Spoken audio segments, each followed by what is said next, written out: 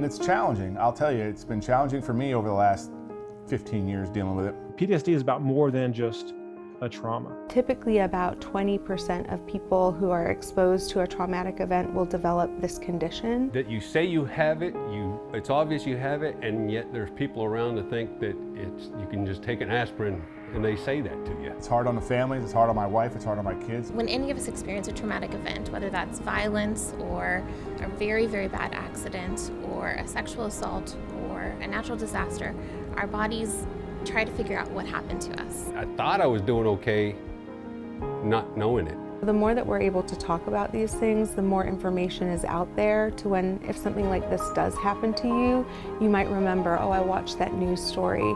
Maybe this is what I'm experiencing.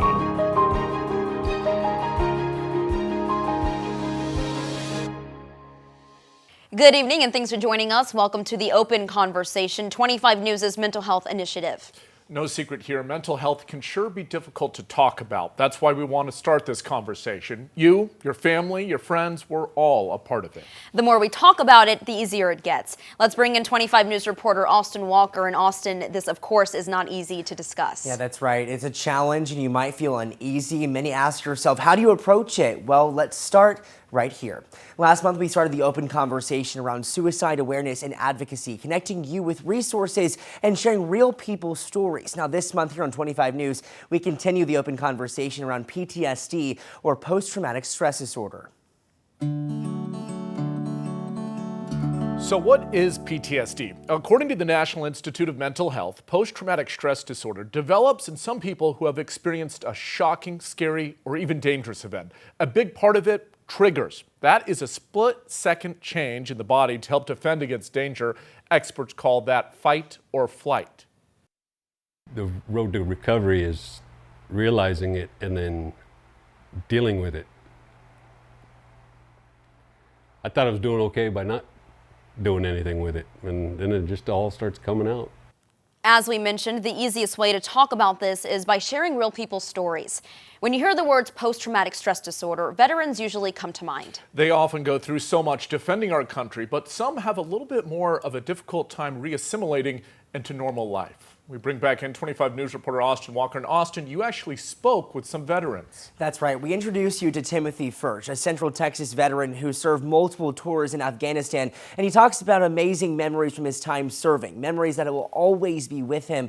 But leaving the Middle East, he says he took more than just those experiences, something he never expected.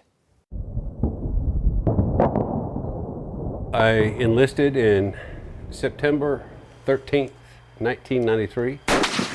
In the end, it was I retired May 14th, 2014. Over 20 years serving our country, Timothy Furch says some of his favorite memories come from that time in his life. We were going to stand up the first EHIC, his first one of its kind. When he wrapped up his enlistment, he packed his bags and headed home, duffels in hand, carrying those good times with him. But after returning home, he says something felt different. That baggage was a lot heavier than he remembered. Kind of just watched everything go real fast around me while I was going real slow.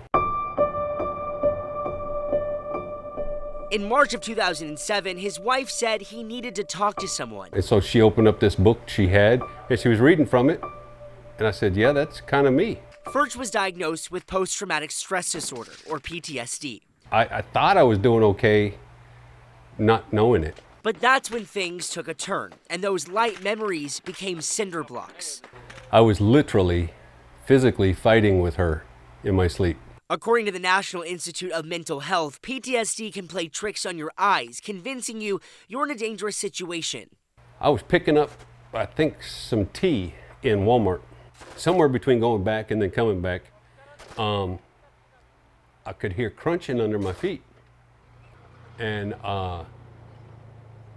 then it got louder, and I looked down at my feet, and I could see like brown dust, and I was wearing a uniform. And I don't ever go shopping in my uniform. And then I started hearing explosions, and the cashier was like motioning for me to come out from underneath the drinking fountain. He says his diagnosis wasn't easy to accept at first. I was like, well, these are some college kids that make this stuff up in this book. Today, First says talking about it and addressing the underlying causes are the first steps. Turn that TV off, turn and face them and say, okay, tell me some stories. As time goes on, First says every day gets easier. That you say you have it, it's obvious you have it, and yet there's people around that think that you can just take an aspirin and they say that to you. Hoping the baggage he carries around gets a little lighter and easier to unpack. The road to recovery is realizing it. This is just one story of how PTSD can affect someone, and you might not know what baggage that person could be carrying. And health experts say it's important to recognize what can happen after someone is diagnosed with post-traumatic stress disorder.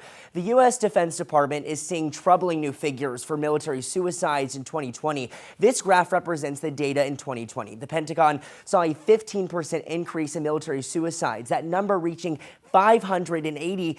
And then the year before that was less than 400. Now, it's seen suicides increase every single year for the last 5 years, and experts point to the main reason of PTSD. But there is help out there. Now, one of those resources is Operation Phantom Support, based out of Killeen.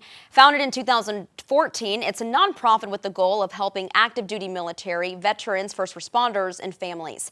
There are 9 programs, everything from a food pantry to mental health counseling, specializing in topics just like PTSD. After doing 20 years in the Army, CEO and founder John Valentine says the hardest part of returning back to normalcy is finding what your purpose is. He says Operation Phantom Support helped him find his. When you come in the military, they take you into basic training, they break you down, and then they build you back up into what they want you to become as a soldier. Then you go through the trauma you have as a soldier, and what happens then is that your body and your mind think that way all the time. It's what took me to where I am now. It's what took me, because I knew now I could focus on a purpose, which is helping everybody else who needs help and making sure I can help them and their families overcome the challenges they're dealing with. Valentine says through his years, thousands of veterans have walked through the front doors, and he's been able to see real change in people. There were some gentlemen that used to come in a long time ago when we first started. They were pretty ornery. They're just always kind of in that kind of fluffed up, protective, bow it up kind of thing. But after they started coming here for a while and they saw that people here cared about them, they actually listened to them, that now they're the first person to shake your hand and give you a hug when they walk in or whatever. For a full list of programs and how you can get involved, visit our website, kxxv.com. Of course, Veterans One Stop is another good resource. It provides support and advocacy, education programs, and counseling services. If you'd like to get involved, call the number right there on your screen, 254-752-3451. Another challenge when talking about PTSD comes with how you address it. The VA of Temple offers more programs for people who are diagnosed, but also educate families on what should be done.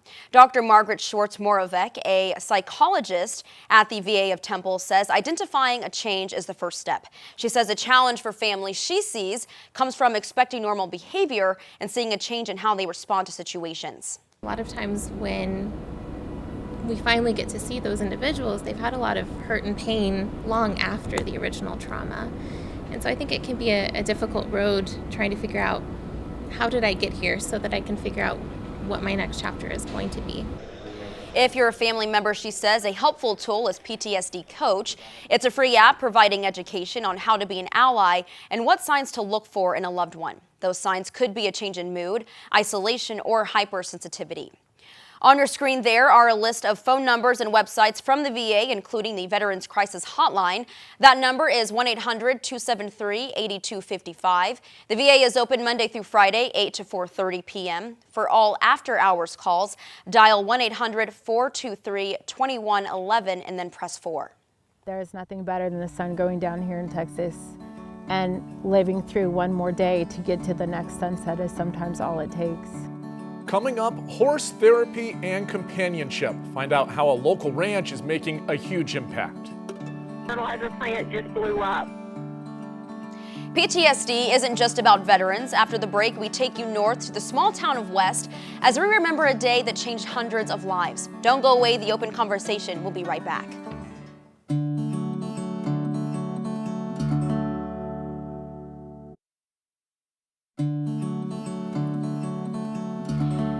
Welcome back to the Open Conversation, our mental health initiative. This month, we're continuing the difficult conversations, focusing on post-traumatic stress disorder, or PTSD.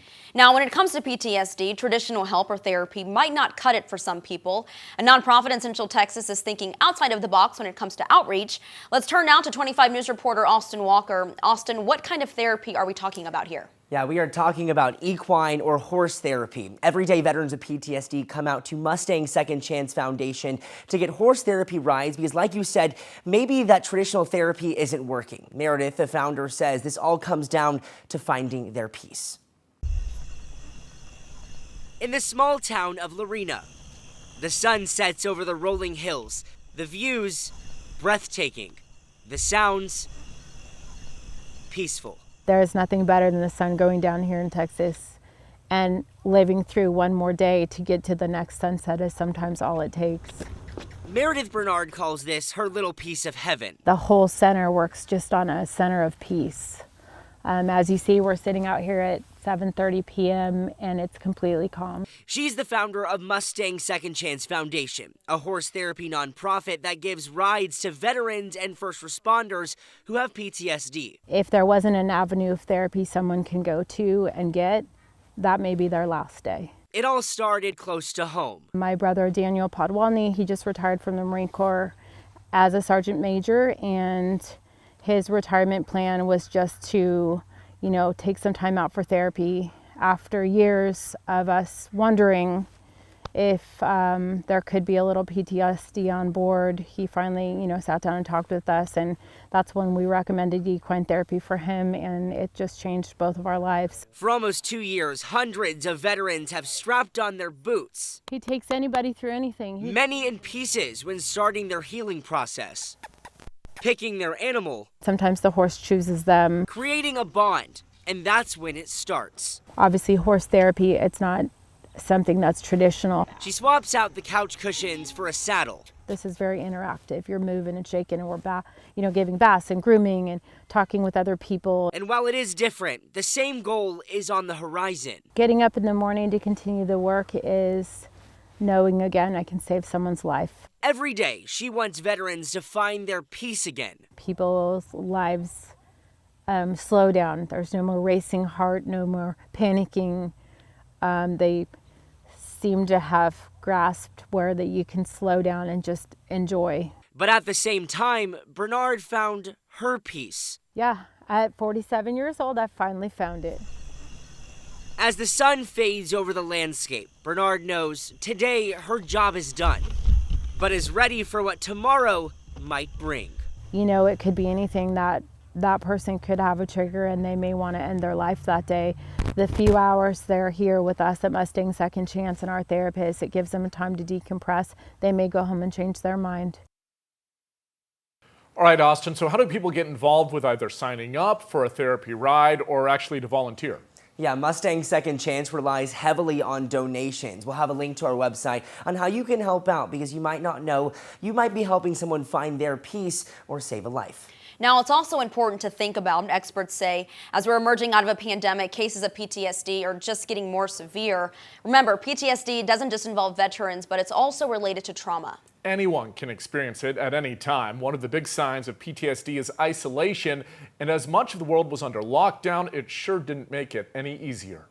PTSD is about more than just a trauma. It's about whenever we struggle to integrate that trauma in meaningful ways into the story of our life, it causes chronic stress. And it's that chronic stress associated with PTSD that really causes the difficulties in people's lives.